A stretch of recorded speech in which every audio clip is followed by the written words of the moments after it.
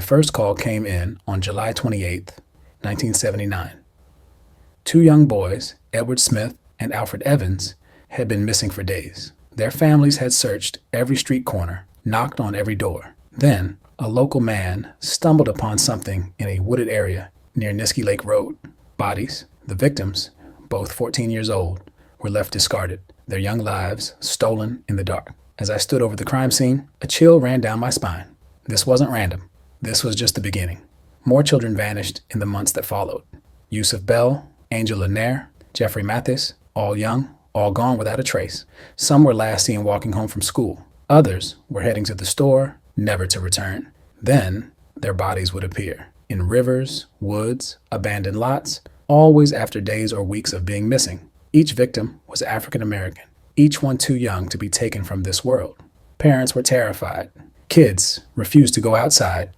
Atlanta wasn't just afraid, it was hunted. The media dubbed them the Atlanta Child Murders, with no suspects, no clear motive, and a rising death toll. The pressure was mounting. 20 victims.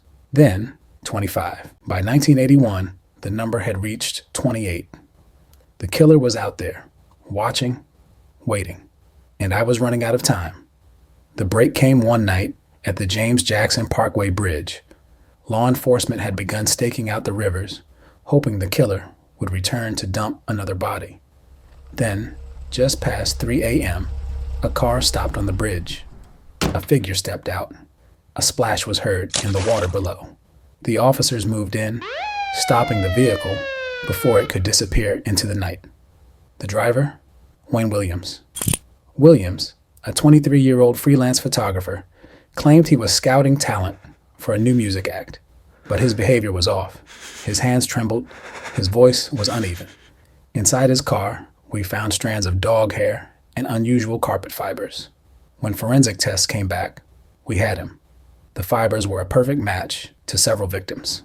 Williams was arrested and charged with 2 murders, those of Nathaniel Cater and Jimmy Ray Payne. The case was built around fiber evidence, linking him to multiple victims.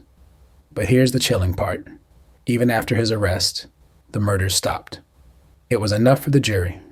Williams was convicted and sentenced to 2 life terms in prison. Even today, not everyone is convinced.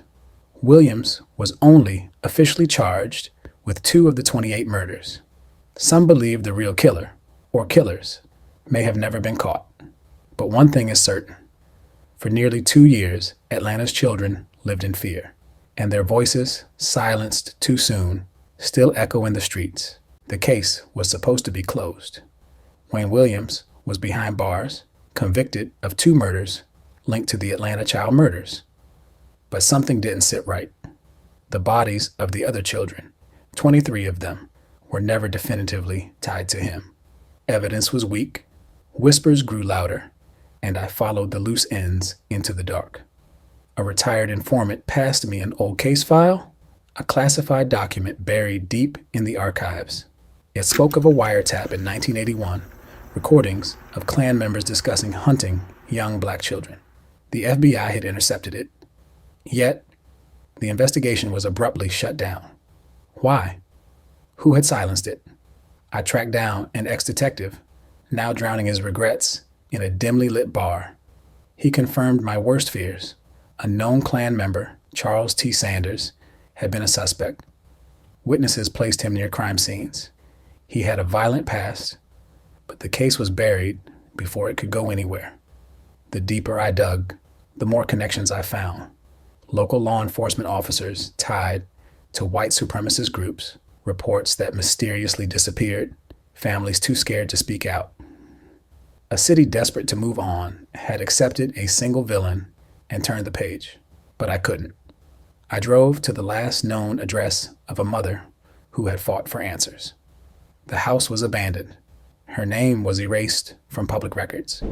And then a note slipped under my motel room door that night. Leave it alone, or you'll be next.